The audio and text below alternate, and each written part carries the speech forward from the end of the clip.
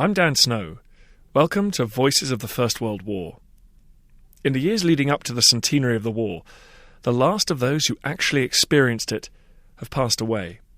But the Imperial War Museums and the BBC had recorded interviews with many veterans to try to capture what it was like to actually be there. This series listens to those stories.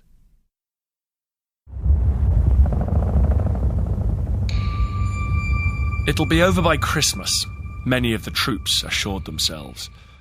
But it wasn't. Instead, the British Expeditionary Force had been exposed to the full might of the German army and all the brutal apparatus of industrial war.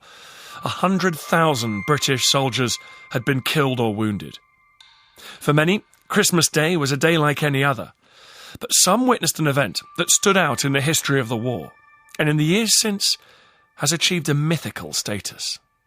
We all knew it was Christmas, and we were expecting a Christmas parcel to come up in the rations. A bit extra, you know, which it did, really. Plum pudding, and didn't we get that box of cigarettes from the Queen? Didn't we get them that year? Princess Mary box with cigarettes and tobacco. Mine's downstairs. They were dished out in time for Christmas Day. Apart from extra rations, soldiers at the front in France and Belgium had little to look forward to. Dinner was likely to be bully beef, unless they could scavenge something from local farms. But at least the rain had stopped, and the ground had hardened. In Christmas time, when on the 24th of December, our feelings were not at all unfriendly feelings against the enemy. On Christmas Day 1914, it was a beautiful day with a white frost. And that place looked beautiful in the sunshine when the sun came up. There was a feeling in the air, we can't go on killing each other today. And it was mutual feeling on both sides. I think it was because it was Christmas Day. That's why we had the armistice, because it was Christmas Day. At various points along the front line, a series of ceasefires spontaneously broke out. Historian Peter Hart carried out many of the interviews with veterans in the Imperial War Museum's collection. When you listen to the interviews, there's a real sense of what is going on, what are they like? It was a chance to meet, to talk to the enemy.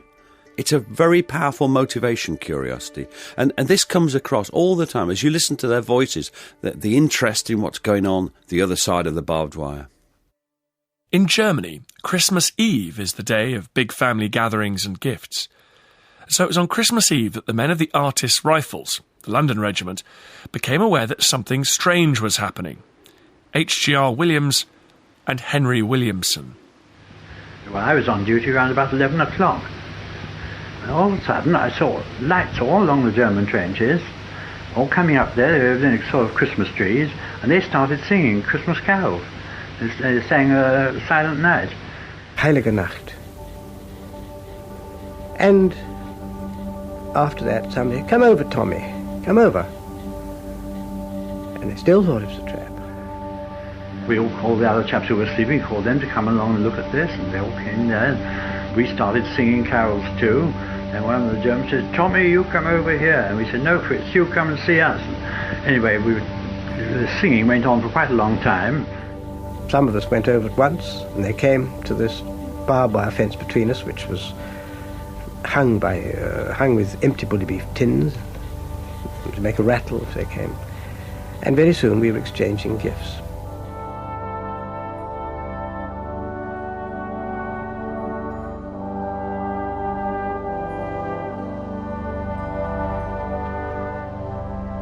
I was amazed, and I was terribly, terribly sick at not having been up there to see it myself, never dreaming I was going to have the full works the next morning. For some, the truce lasted a couple of hours. For others, it continued into the next day. Artillery officer John Wedderburn Maxwell was interviewed in 1985 by Lynn Smith for the Imperial War Museum Sound Archive. I went up and I met a small party who said, oh, come along into our trenches and have a look at us. I said, no, I'm quite near enough as it is. You know, why didn't you take advantage of that offer? Because I was pretty certain I'd never come out of it again. Did you really? Well, See, we were 50-50 out in the open, we were equally balanced, just about halfway between the two lines of defence. But if they'd got me in there, even as a youngster with only one star, I'd have been a very valuable prisoner of war. I think most accounts that we hear refer to the Germans initiating the truce. So they went to meet them because they couldn't allow the Germans too close to their trenches because they'd see what was going on. Both sides also engaged in improving their own trenches, and you'll find people referring to getting a better dugout, things that it was easier to do when you didn't have to watch out for snipers. And there is another motivation. Many of our British officers were out in no man's land trying to see the German trenches. It isn't all peace and love. 10 o'clock in the morning, old Jerry, as we used to call him, got up and started to repair his trenches. We're in the open. Archibald Stanley was stationed in the Armentières area. We got out of our trenches and started to build our parapets up, you see. And all of a sudden, both of us walked together. And we met in no man's land. And we shook hands, they were Saxons. And I heard one fellow talking English. I said to him, "You speak English?" You know what he said? "Oh, blimey, mate," he said, "I was in the London Hotel when the war broke out." He got the London accent. Well turned out, clean, good uniforms, healthy. I know they looked all right. There were some very young. There were one or two very young ones, while one was put in kind of 18, if not younger. What were you talking to them about for half an hour? Can you remember the sort of gist? I was just saying how bloody it was in that mud and how we hated it all and all that. And they said, "We are Saxons, you are Anglo-Saxons, why are we fighting?" We said the war's going to be over by Christmas, and they said, "Well, that's what we tell our people. All your people tell you is in heaven eyes." Troops were tentative. After months spent trying to kill each other, organising a truce was a tricky business. Tragically, some men were shot trying to initiate a ceasefire. For those who didn't want to break cover, it did help that the trenches were close enough together for shouts to be heard. George Ashurst was in a trench with the Lancashire Fusiliers. It started by, well, "Merry Christmas, lads," you know, talking in the trench. We can hear Jerry. He's chatting quite loudly this particular morning. And he's singing a Christmas carol, you know, in German. A damn good singing too, and we're shouting, "Good lad, Jerry," you know. "Encore," we're shouting. And a fellow come next, playing a cornet. God, it was a good one too. And he was playing a carol with his cornet. It didn't half rattle out all them lands, you know. It was beautiful to hear him play it. I was shouting, "Hooray!" And there was nobody shooting. About 10 o'clock, so like that, in the morning, or 1:30. Jerry's walking across. And he's a stick with a white flag on it, you know. Of course, when he gets halfway, he stops, which he has to do, you know. So we sent a fella out, brought him in. Well, he's a prisoner of war. When he gets in our lines, he's immediately a prisoner of war, because he's not been blindfolded. So our officers had to tell him that he was a prisoner of war. Best thing it were for him it was, you know, if he only knew it. He played hell about it, but made no difference, you know. Anyhow, the message said, like, could we have an armistice of 2 hours? From 11 o'clock till 1. And our people agreed.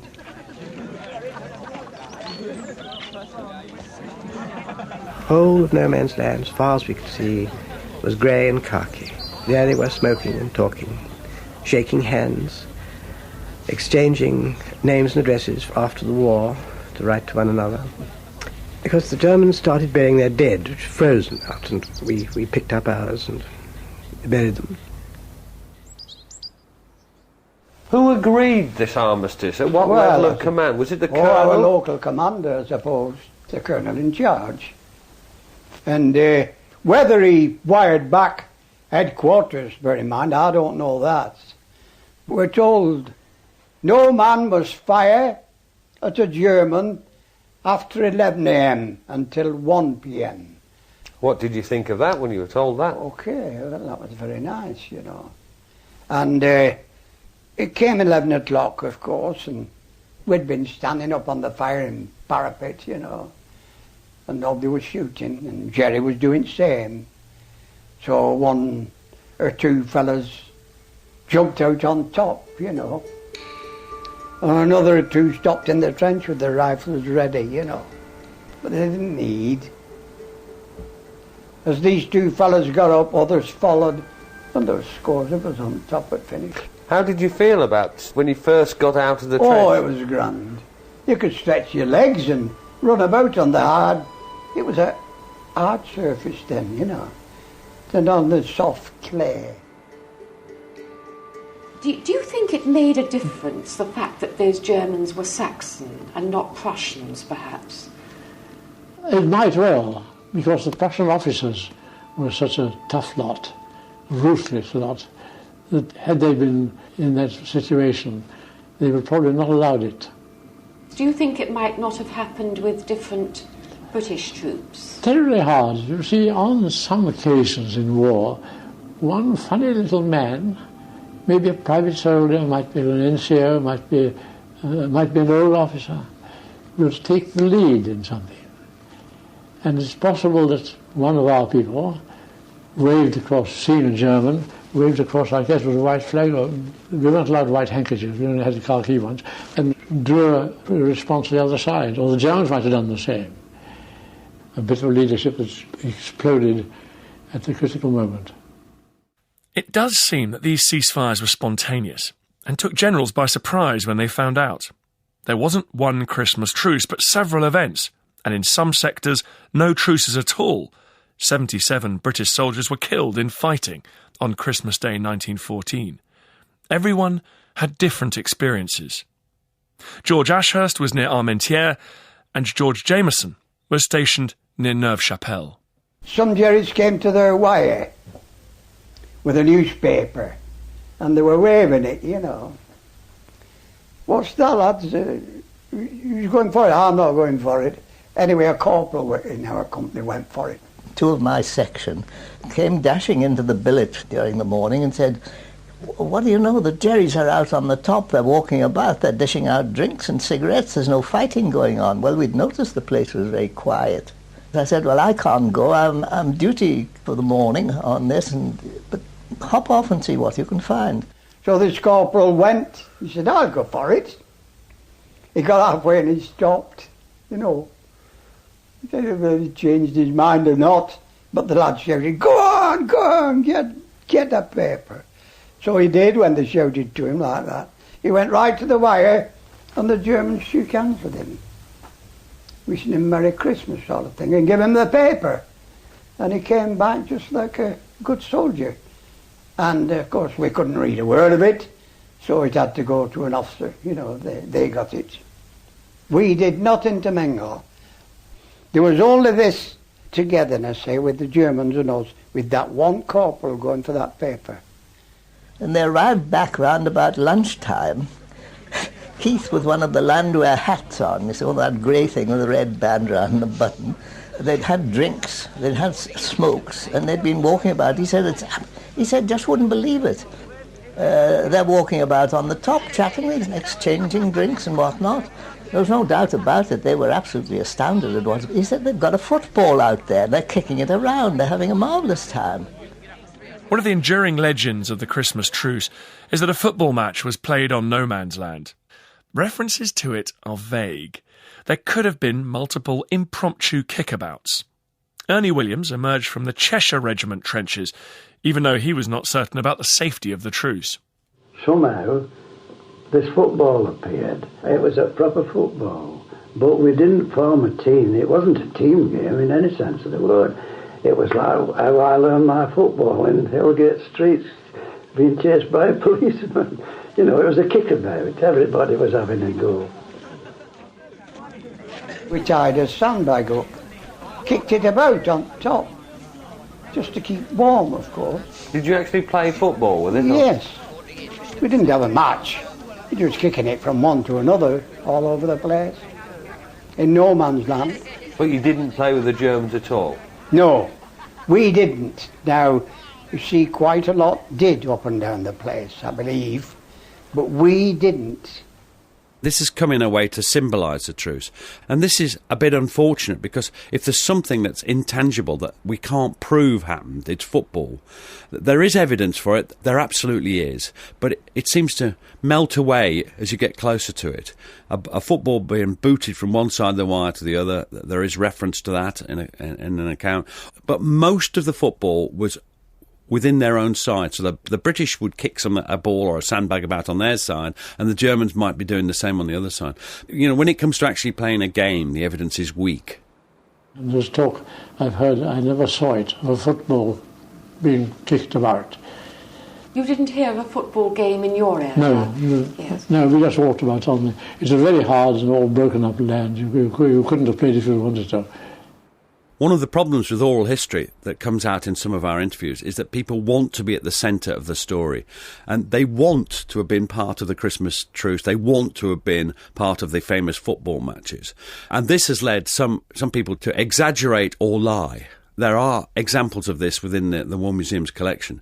And it's a shame that this has happened, but it's human nature as well. Looking at the evidence as a whole, there does seem to have been a likelihood that the first 6 Cheshires who were attached to the Norfolks in the line seem to have played some kind of game. I wouldn't like to say what kind of game it was, but there is quite a bit of evidence that there was some sort of game involving both the British and the Germans in no man's land. And that's as far as you can really go. And then there are some lovely German accounts which have very slight corroboration from the British side that there was a game between the Germans and the Argyll and Sutherland Highlanders with lots of amusing references to kilts flying up and what was and wasn't worn underneath, which bring a smile to anyone. But and you can tell from my voice, I want that to be true. And that's the problem. You know, we get tempted by these things. Did it happen? I don't know. Football aside, the fact that this truce happened at all is remarkable. It's miraculous that this brutal, impersonal war paused briefly when soldiers themselves made the independent decision to put down their arms rather than listen to orders. Of course, some men exaggerated, others fantasised, and there was nothing uniform about the truces. Philip Neame was a 26-year-old officer in the Royal Engineers. 5 days earlier at Neuve-Chapelle, he'd single-handedly attacked the Germans and checked their advance. It would win him a Victoria Cross. There was no fraternising. Both our own infantry stood up and strolled about, and the Germans did too, but they never got together and talked to each other at all. No man's land remained practically empty, and all I recollect is that both sides just strolled about near their own trenches. I'll be quite frank, I didn't trust them.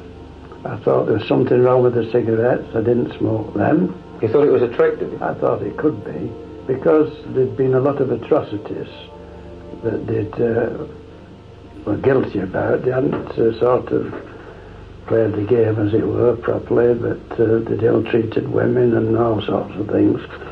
So they weren't very popular. So I got back to the line as soon as I could. Did you feel nervous about the Germans breaking it? No, not when there were so many of us on top. Oh no, we knew that couldn't be so then, and we could see him knocking about all over the place. You weren't tempted at all to break it yourself? Could you just explain why not? Not in the least. I was more tempted to keep it going for a long time. I was, like, a lot more. Why was that? Because it was so pleasant to get out of that trench from between them 2 walls of clay and walk and run about. It was heaven, you know, that. Little crosses of ration box wood were nailed together, quite small ones, and indelible pencil they would put, the Germans, für Vaterland und Freiheit, for fatherland and freedom. And I said to a German, excuse me, but how can you be fighting for freedom? You started the war, and we are fighting for freedom. And he said, excuse me, English comrade, camarade, but we are fighting for freedom, for our country. And I say, you also put, here rests in God an unbekannter, held.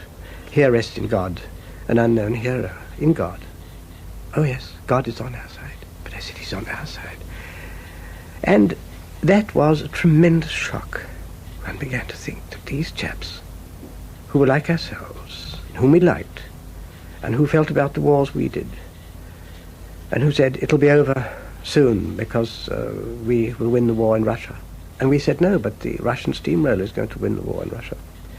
Well, English comrade, do not let us quarrel on Christmas Day. Henry Williamson interviewed for the BBC Great War series in 1964. German artillery officer Rickner was also interviewed for the programmes. He was in the front line on Christmas Day 1914, facing a French brigade. The fraternization between the both lines came to a climax when at about 3 o'clock in the afternoon, about 10 or 12 soldiers of our trenches and about the same number of French soldiers came to the middle of the two lines, about 300 meters the trenches were from each other, and met there on the barbed wire and had champagne and wine and cigarettes to exchange. And then they came back, and the next day they did the same. So the day after that, we became strict orders not to repeat this fraternization. You can see why the generals worried about fraternization. Men met and questioned what they were being told, and realised they had more in common with the men across the battlefield than with their own commanders. I was thinking it was altogether wrong that we're having this war. Them fellas don't want to fight hard. They're ordinary people like me. And they don't want to fight. It's the generals and them people that's starting to scrap him.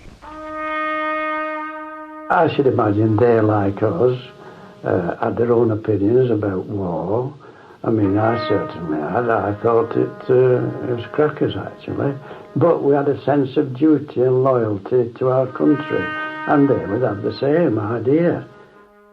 But at home, far from the appalling reality of the trenches, opinions were different. We had papers come from England accusing us of fraternising, you know, with the Germans. It had been an armistice, and it was Christmas Day. I rode back home and told them. I told them off. I said, we'd just do with that parson and them fellas that's writing in them newspapers. We wanted them there in front of us instead of Jerry, so we could shoot them down. That's what we were saying. These fellas were nice and friendly across, and they were passing remarks like that. Nice and safe in England, weren't they? Nothing like this truce would happen again during the war. As the fighting went on, both sides viewed the other with increasing bitterness. The generals played their part too. The following Christmas, 1915, they ordered deliberately timed machine gun barrages to drown out any sound of carol singing. Artillery officer John Wedderburn Maxwell. No, I think it is quite unique. Do you think it could have happened again at a later stage in the war? No, I don't think it could. Everybody was pretty savage by then.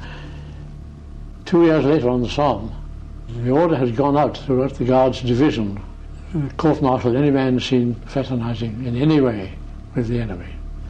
What you were suggesting, very rightly, was that it might have an effect on our willingness to fight.